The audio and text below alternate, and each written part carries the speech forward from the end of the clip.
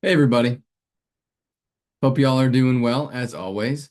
Today we are going to talk about some really interesting and important topics. We're going to be talking about the role that big pharma has played in the opioid crisis. We're going to talk about advocacy and activism and all of these sorts of things. And we'll get into these, but first I want to talk a little bit about um, your assignment, sort of your task for the week, as well as um, your final presentation. So, first, this slide you see up here, it says 410, so essentially the next class period, because again, we don't have physical class periods, but I try to segment them out this way.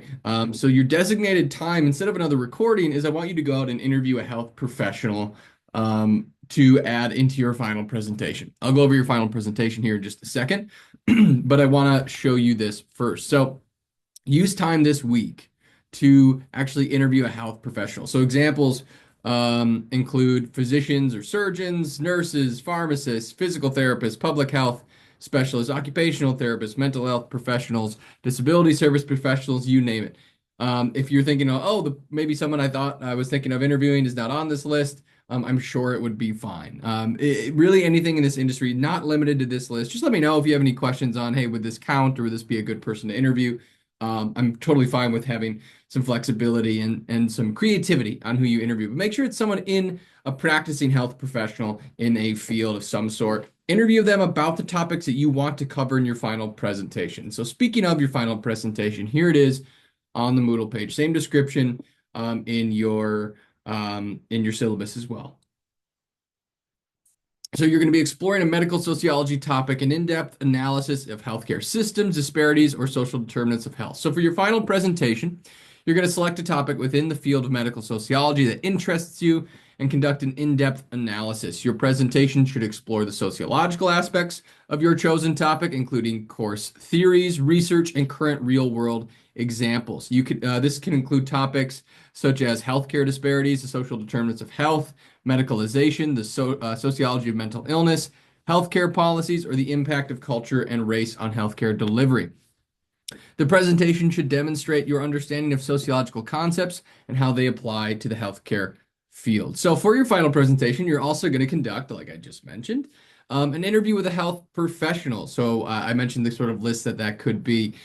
This interview will serve as the basis for your analysis of healthcare practice and disparities in the context of medical sociology. You will then present your findings to the class, synthesizing the interview with sociological theories and concepts from the course. The presentation should address issues related to the social determinants of health, healthcare access, inequalities, or any other sociological relevant topics. So, kind of giving you a wide range of what you want to choose to do your presentation on, but I want you to incorporate an interview with a healthcare professional. Now, you're probably asking, we don't meet formally, how are we going to give these presentations? So, you're going to record your presentations. You will, whether it's, you're better with tech than I am. I'm finding out very quite rapidly from all of you. But you should be able to record, on a device. Make sure you're sharing your slides and recording yourself giving the interview. So it can be like this, like how I'm doing, like over Zoom, right? You just share your screen, record that session, post, and send me the link. That's totally fine. Let me know of any questions you have on actually recording your interview, and I'll post them to the Moodle page. Your structure here, I offered some basic structure components. You can be flexible around this too, but an introduction, a literature review, theoretical framework, some interview insights talking about your interview, in-depth sociological analysis. The section should be the core of your presentation. So looking at healthcare disparities, the social determinants of health, medicalization and healthcare policy, and then stigma and discrimination.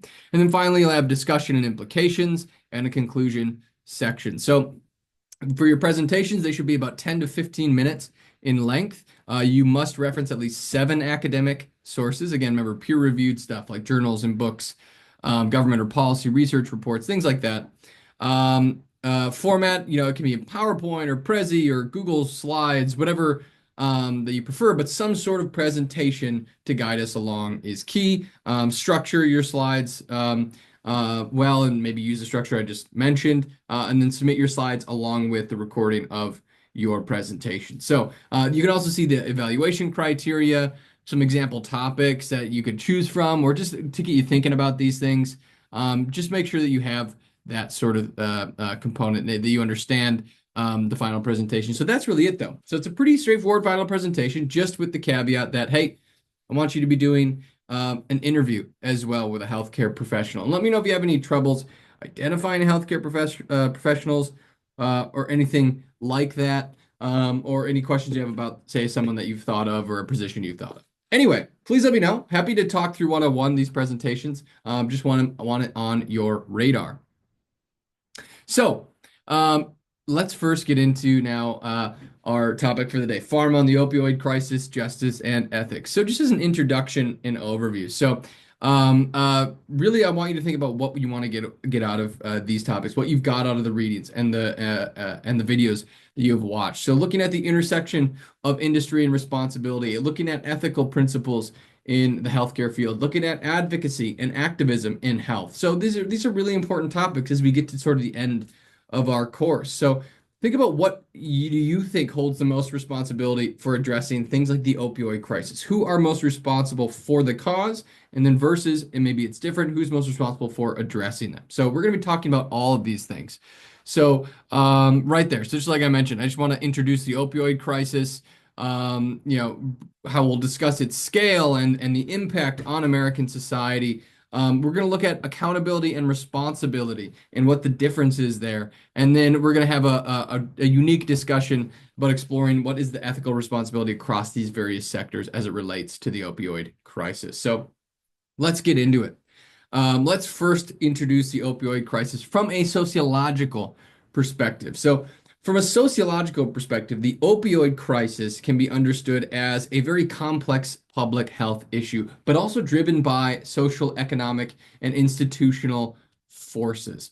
And these forces shape our individual behaviors, our healthcare practices, and our policy responses to things like the opioid crisis. So viewing this crisis through this specific type of lens allows us to move beyond individual blame on the individual, but also examine how structural factors contribute to things like addiction and inequality and health disparities. So we're going to get into each of these 1 through 7 on the coming slides. So number 1, social construction of pain and prescription practices. So first looking about cultural attitudes towards pain, right? What is pain? So the opioid crisis was partly fueled by changing attitudes in medicine and society towards the management of pain. You've heard of pain management, right? How do we manage our pain? So pain relief became a critical measure of actual what was considered quality healthcare, especially in the 1990s and early 2000s, when pain was increasingly viewed as a quote unquote fifth vital sign and an essential factor in patient satisfaction.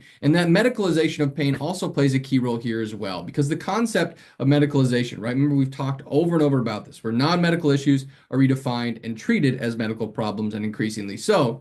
This concept of medicalization helps to explain how chronic pain became a significant area for pharmaceutical intervention.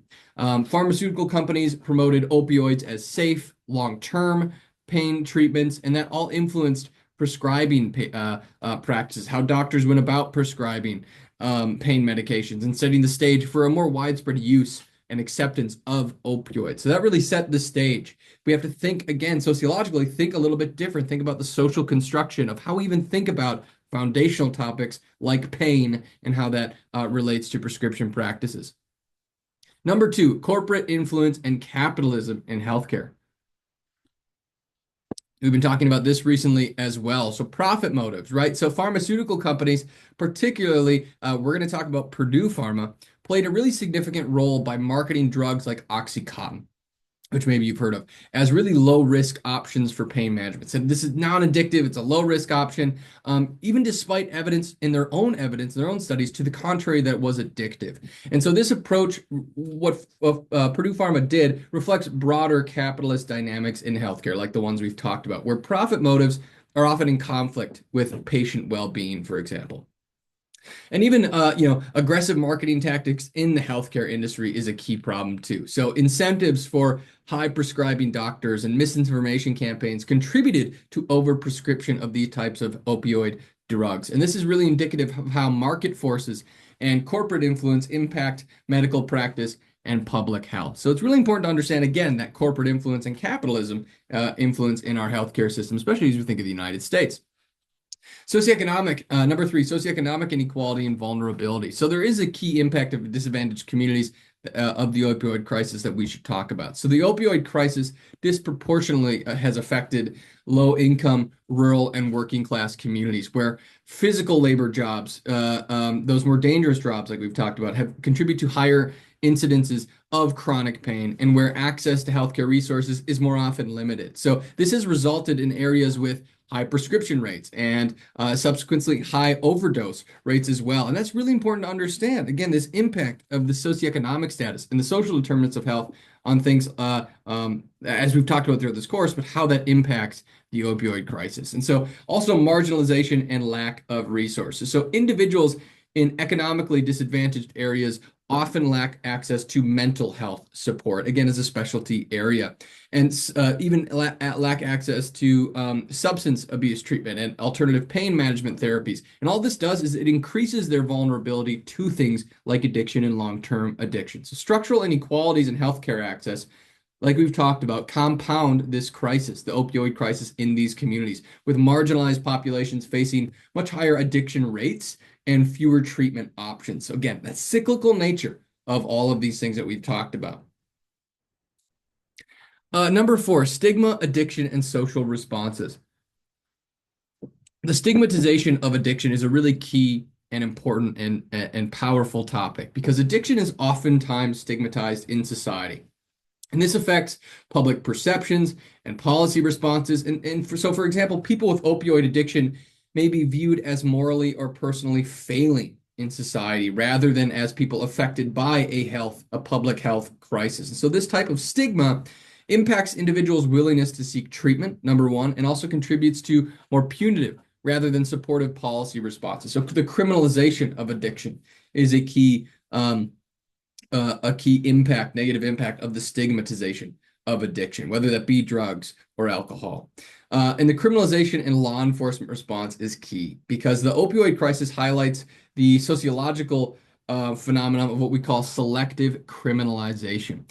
While opioid addiction was initially met with public health and treatment-focused responses, it also led to increased criminalization in many such cases because compared to the war on drugs, which maybe you've heard about, targeting crack cocaine in the 1980s and 1990s, the war on drugs really disproportionately affected Black communities. The opioid epidemic has received greater public health attention and calls for compassionate treatment. And think about why this might be the case.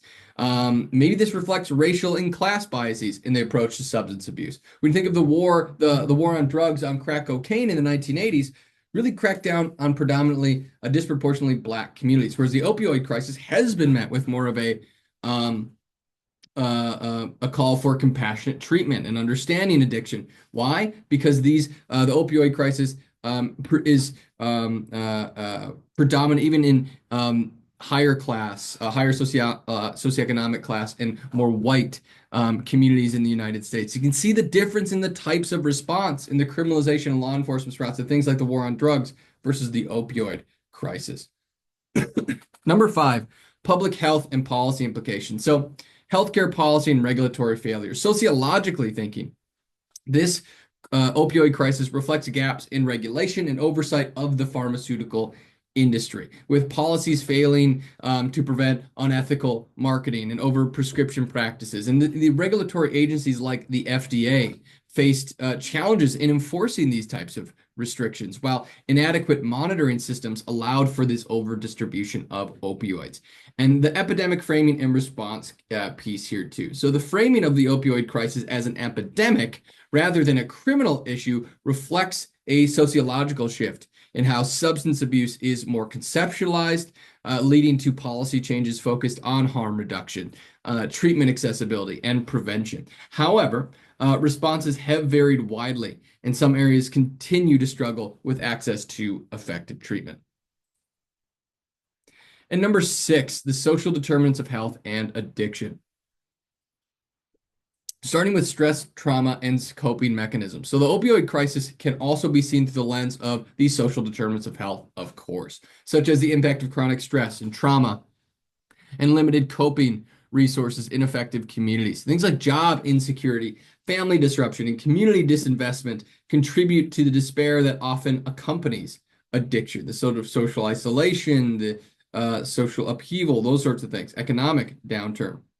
And this makes certain populations more vulnerable to substance abuse as a means of coping when we look through the lens of the social determinants of health. There's also an intergenerational impact to mention as well. So this crisis has led to generational cycles of addiction, of poverty, and trauma, affecting not only individuals, but also families and communities at a broader level. So children of those affected by the opioid crisis often experience social and economic disadvantages. And this perpetuates the cycle of addiction and health inequality. Again, thinking of the cyclical nature of each of these things. And then finally, the last thing on the sociological perspectives of the opioid crisis, let's look at the role of advocacy and social change. So starting with healthcare advocacy and reform. So activist efforts have highlighted the need for systemic change in how pain management, addiction treatment, and mental health support are approached. Public health campaigns, legal actions, and advocacy for better healthcare regulations have emerged as responses to the crisis, reflecting broader calls for accountability and ethical practices in medicine. And then community-based interventions are also key here because sociological perspectives emphasize, as we've talked about previously in this course, the importance of community-based programs that provide support to resources. Remember thinking about those downstream versus upstream effects. Things like needle exchange programs, overdose prevention initiatives, and local addiction treatment options. These types of interventions offer examples of how societal level changes, rather than individual blame, can more effectively address substance abuse. So just in conclusion about this whole, these 1 through 7 points here. Overall, the opioid crisis exemplifies how intersecting social, economic, and institutional factors, how these things shape public health outcomes. A sociological perspective, as we're thinking about it here and in this class, brings to light the broader systemic issues like economic inequality, regulatory, institutional weaknesses, and social stigma, all these things that have amplified the opioid crisis in the United States. And so addressing these underlying factors is crucial for a comprehensive response that prioritizes prevention, equitable healthcare, and community resilience. So let's talk about the opioid crisis even a little bit more. There was a few different media pieces here that for today to take a look at. This included the Freakonomics podcast, the most vilified industry in America is also the most charitable, the New Yorker podcast, and then the National Review article. So I just want to give brief summaries here because you all should have read and listened to these. But the Freakonomics podcast discussed public perception of the pharmaceutical industry and highlighted the contrast between how charitable this industry can be, but also its criticisms. And so really emphasizing the dual role that big pharma plays as both a target of public criticism and a significant donor to healthcare causes. So a question I want you to be thinking about as you maybe are starting to listen to this or already have or are thinking about it, how do pharmaceutical companies balance profit with social responsibility? Is there a balance? And how should they be held accountable when these goals conflict? If, like, for example, the opioid crisis. Well, they're making more money by selling these drugs, but the social disadvantage is huge there. So reflect on that and think about how public opinion might even influence these corporate actions in the healthcare space. The New Yorker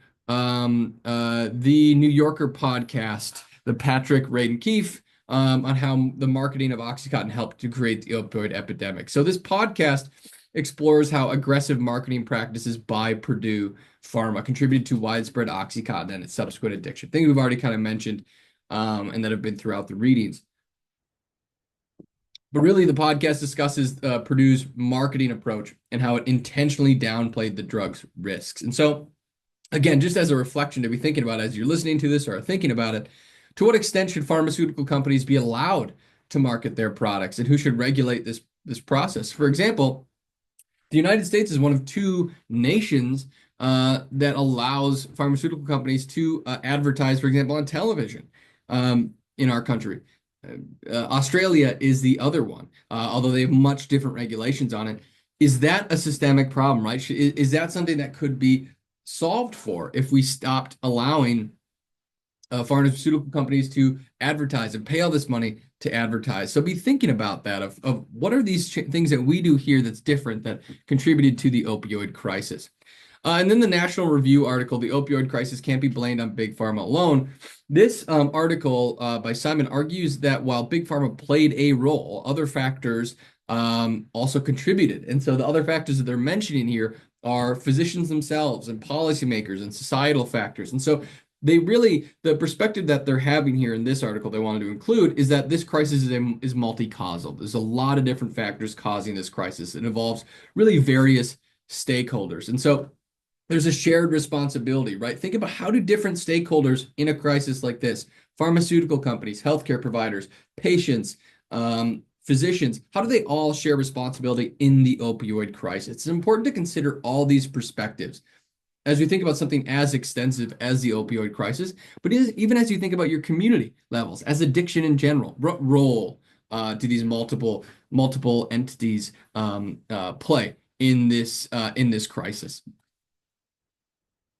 All right, so let's talk about accountability and responsibility in public health, because there is a difference and we need to make sure that we understand that difference. So in the context of public health crises, so we're thinking about specifically things like the opioid epidemic, right? So thinking about public health crises. Accountability and responsibility reflect distinct but also interconnected concepts that define the obligations of various actors. So the obligations of people like governments, healthcare providers, corporations, and individuals, and the obligations of these sorts of bodies in addressing, preventing, and mitigating crises. So let's start with accountability, okay? So first, accountability refers to the obligation of entities and individuals involved in public health to answer for their actions, for their decisions, and their policies. So particularly those impacting population health. And accountability in public health involves transparency. It involves oversight, mechanisms for evaluating the effectiveness and consequences of decisions made by healthcare providers or by government agencies or pharmaceutical companies and policymakers. And there's key aspects of accountability here: transparency, oversight, and consequences. So transparency, here we're referring to the need for clear and open communication about actions, about data, about decisions affecting public health. Oversight, we're thinking about systems and structures that monitor and regulate practices to ensure that they align with public health standards and ethical considerations.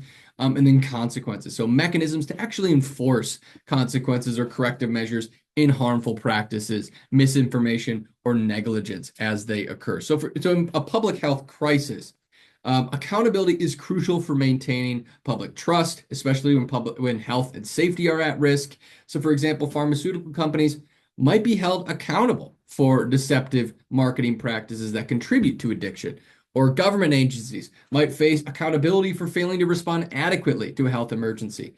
Accountability is key to make sure that those who make mistakes or do something wrong that contribute to a public health crisis are held accountable, that are held to a standard for that, but also then maintaining trust in these sorts of agencies, entities, and organizations.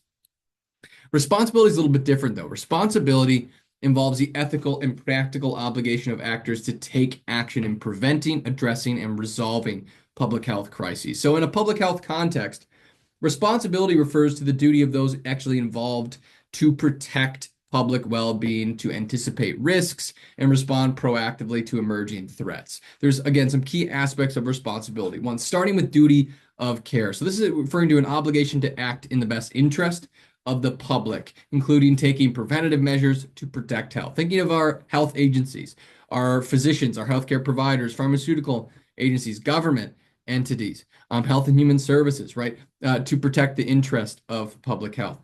And then an ethical obligation, so a commitment to uphold ethical standards in decisions and practices that impact health and safety, obviously critical. And then preparedness and response. So here we need to ensure readiness to effectively respond to public health issues, to minimize harm, and provide resources for recovery and prevention. So all these things impact responsibility, not accountability. So for instance, for responsibility, public health agencies have a responsibility to prepare for potential outbreaks And healthcare providers have a responsibility to offer safe and effective treatment options. So similarly, corporations have a responsibility to avoid practices that harm public health, such as the promotion of addictive drugs without adequate risk disclosure, like Purdue did not do, right? So it's important to differentiate between accountability and responsibility. Just as an overall, you see it up on the screen there. Accountability is about being answerable for actions taken or not taken, and ensuring transparency and consequences in the face of wrongdoing or ineffective practices. On the other hand, responsibility is the proactive and ethical duty to prevent harm and protect public health through actions that align with public safety and welfare. So in a public health crisis, both of these concepts are critical. Responsibility guides what should be done to prevent harm, and while accountability ensures that actions are monitored and are evaluated and corrected if they do fall short of those standards. A little bit more here on the ethical frameworks of the opioid crisis. So there are 4 principles of biomedical ethics that I want to introduce here. These 4 principles are autonomy, beneficence, non-maleficence, and justice. So autonomy, respecting patient choices, right? Especially in contexts of informed consent. Beneficence, acting in the best interest of patients, which does often conflict with profit motives, especially while these profit motives exist. Non-maleficence, this is avoiding harm, and these are really relevant discussions about addictive nature of opioids. And then justice as the 4th principle of biomedical ethics. So equitable access to treatment and the fair distribution of healthcare resources. So think about each of these ethical principles, how they're different, how they're unique on their own, but contribute to an overall type of ethic in biosciences, right? Biomedical sciences. And so as you think about Purdue Pharma's role, I know it says a case discussion here. Obviously, we are not in person, not live in class, but maybe you can include this in your feedback forum, because I think it's important to understand and look at the opioid crisis, and especially Purdue Pharma's role through this lens, through these 4 principles of biomedical ethics. So, for example, the Keith 2017 podcast revisits Purdue's role in marketing OxyContin and the ethical conflicts it presents. And so what I want you to think about is, in what ways did Purdue Pharma's practices align with or violate the principles of biomedical ethics? And so again, you can think about that in your feedback response form. But again, think about the opioid crisis. And again, just to reinforce, what is actually the opioid crisis, what we've been talking about? The opioid crisis in the United States is that public health emergency driven by widespread misuse and addiction to opioid medications that led to hundreds of thousands of overdose deaths since the late 90s. And it began with the overprescription of opioids, fueled by aggressive marketing and misleading claims about their safety and addiction risks. So again, be thinking about that issue and the role that Purdue Pharma played in that as we think about this perspective.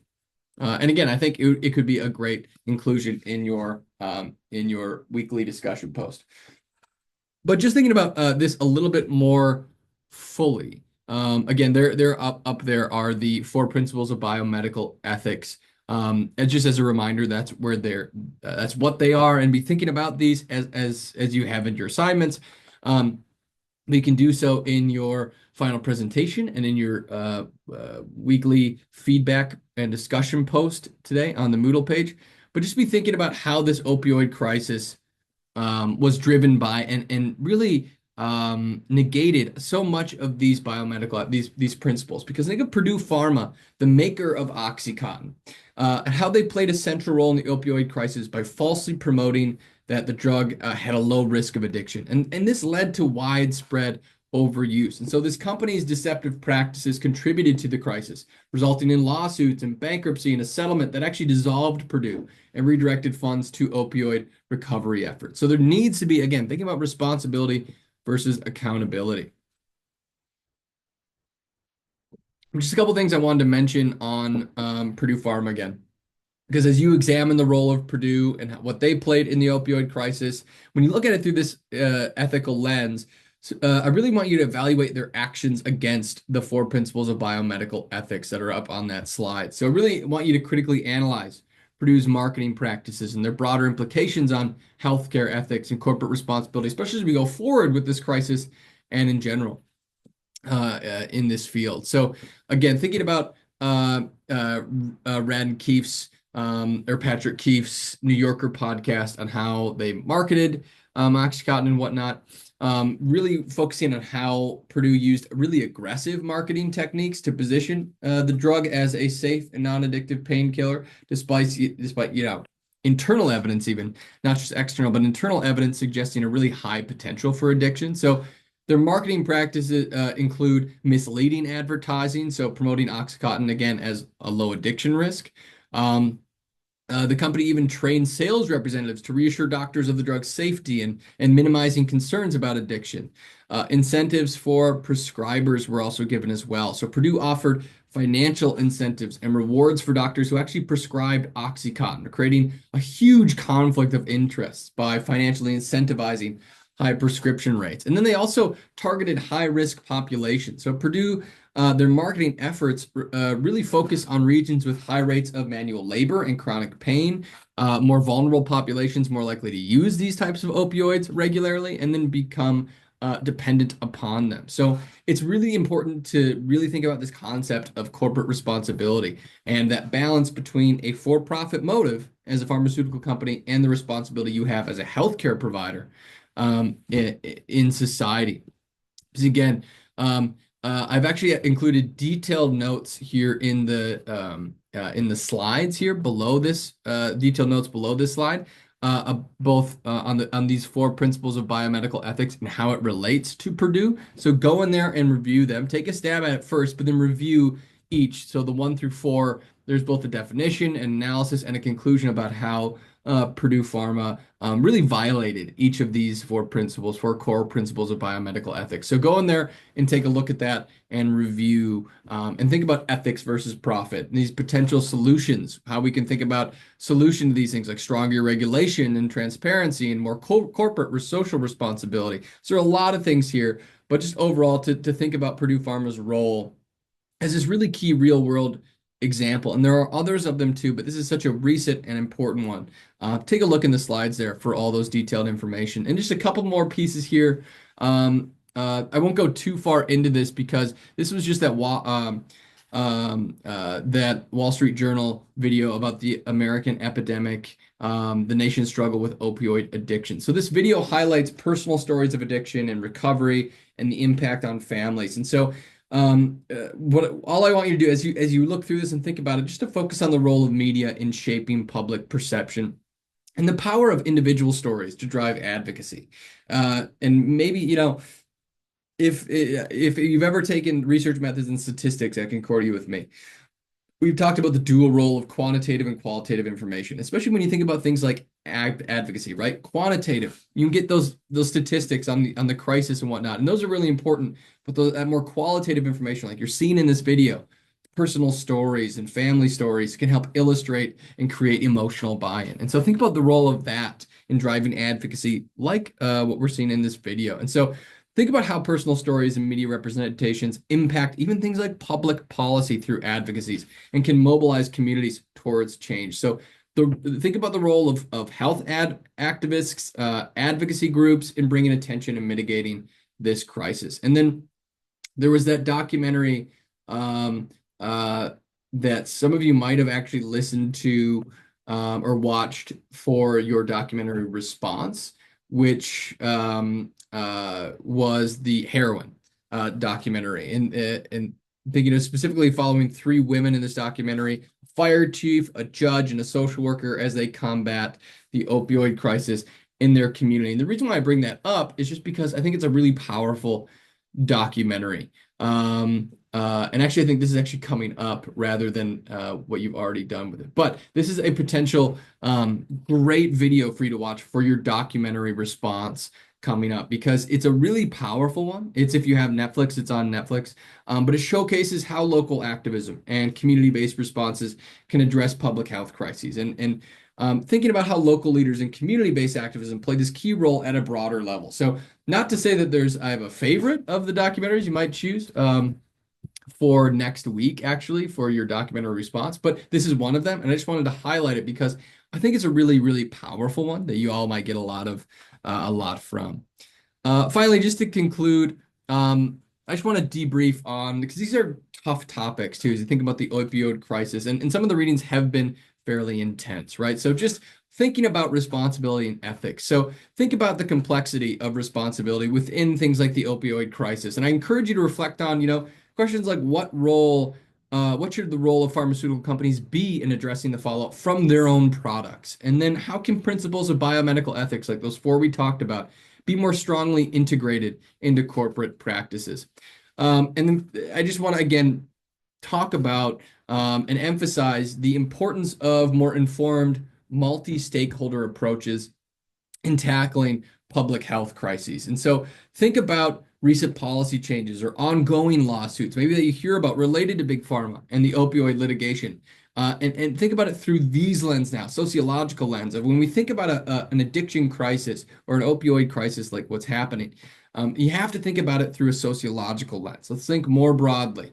Historical and social contexts are key. So make sure that you're thinking about these things through those lens. And then for this week, and at least before your final presentation, take a look at the final presentation format, the assignment. Make sure that you're familiar with it. You let me know of any questions that you have, but then also make sure you're interviewing. You go choose and interview a health professional and interview them about your topic, about the topic that you're going to present on and record on, because that will allow us to get in class a really unique perspective from someone actually in the field seeing this. Maybe it's on the opioid crisis. Maybe it's on social determinant of health or whatever it might be. Maybe it's on racial or gender disparities in healthcare. There are example topics on the Moodle page with the assignment that you can take a look at. You don't have to choose from one of those, but just to get you thinking along those lines.